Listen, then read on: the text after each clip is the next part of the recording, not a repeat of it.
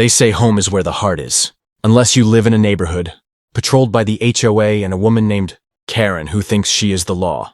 I had just come back to my family ranch after 3 years away. My dad passed and the land was now mine.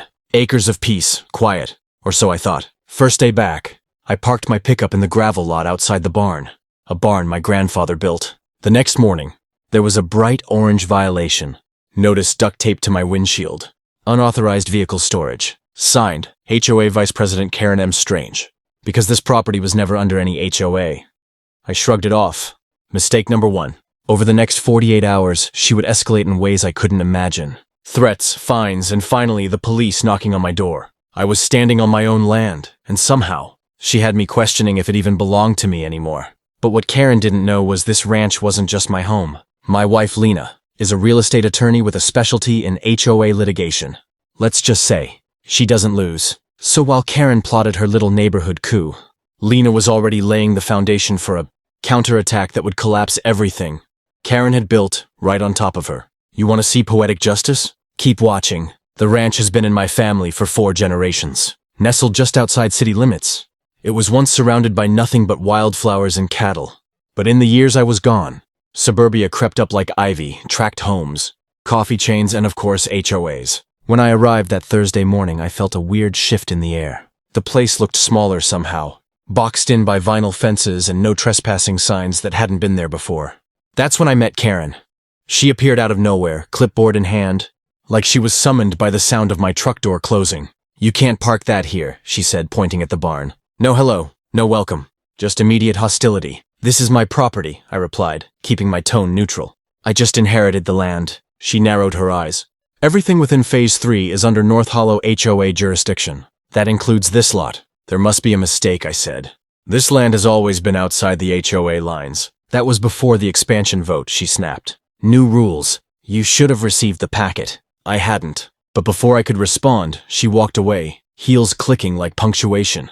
That night, Lena and I combed through every record we had. No mention of annexation, no signed consent, no vote. Just a new map Karen had slipped under the radar.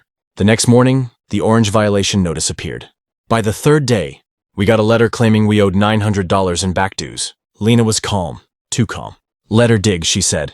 "She's building her own hole. And trust me, that was just the beginning. You'd think after a bogus $900 fine, things would level out. But Karen? She had only just put on her war paint. On Monday, we got another notice. This one said our barn, a 100-year-old structure, was in violation for non-regulation exterior color. Apparently, weathered wood wasn't up to the HOA's aesthetic standards. By Wednesday, our mailbox had been sealed with bright orange tape. "HOA postal reassignment pending," the label read. I had to laugh. Postal reassignment? Is that a thing? It wasn't. Thursday, she called animal control, said we were harboring unlicensed livestock. Livestock. We had 3 goats. My dad raised them for milk, and I kept them because, frankly, they were family. Animal control showed up, looked around, petted one of the goats and apologized. "We get these calls all the time," the officer said, "usually from one address. Karen." We started documenting everything. Lena was meticulous. Screenshots, voicemails, witness statements. The whole 9 yards. Friday morning, 2 men in hard hats were standing on our gravel driveway, measuring tape in hand. "We're here to assess the area for HOA-approved paving," one of them said. "This is private property," I snapped. Karen said otherwise. I made some calls. Turns out Karen had filed a form listing our property as unsecured HOA common land. She forged a signature. Badly. That night, Lena stayed up until 3 a.m. drafting cease and desist letters. We knew this wasn't just Karen being petty, it was a full-blown assault on our ownership. Then came the cops. Saturday afternoon, I was splitting wood out back when I heard the crunch of tires. Sheriff's deputy. He got out slow, like he didn't want to be here. "We received a complaint about an unauthorized structure." I blinked. "The barn?" He nodded. "Apparently it was erected without permits. It's a century old. It's on a historic registry." He sighed. "Look, I know. I'm just required to follow up." I walked him through the paperwork. He left with an eye roll and a quiet, "Good luck." The final straw came Sunday. Karen set up a neighborhood meeting in the cul-de-sac. She stood on a folding chair, barking into a megaphone about protecting property values and how rural holdouts threaten the community. Aesthetic. She showed a slideshow of our barn, our goats, my truck. She called it a visual infestation. Neighbors clapped. Some shook their heads, but no one stopped her. That's when Lena stood up. Enough, she said, her voice calm but sharp.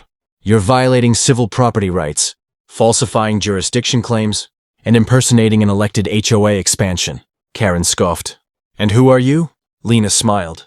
The woman who's about to end your HOA. The air went still. Karen didn't realize Lena had already contacted the county recorder, submitted a motion to investigate the HOA's annexation maps, and filed a complaint with the State Real Estate Commission. What Karen thought was an aggressive power play was about to unravel like a cheap sweater, and now it was our turn to go on the offensive. Within days, Lena had secured a hearing with the county zoning board.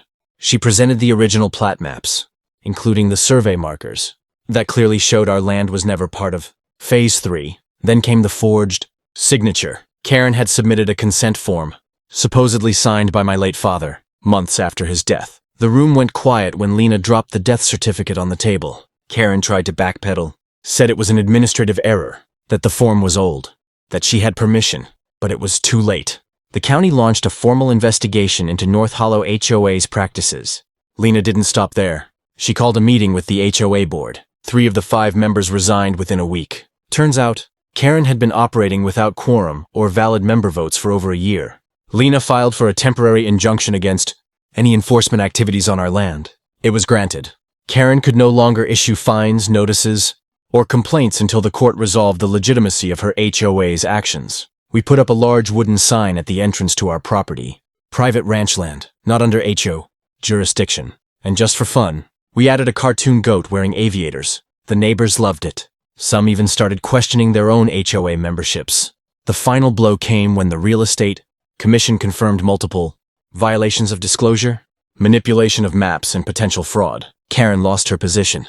The HOA was placed under receivership. That Sunday, the cul-de-sac was quiet. No meetings, no megaphones. Karen's clipboard lay in the trash, snapped in 2.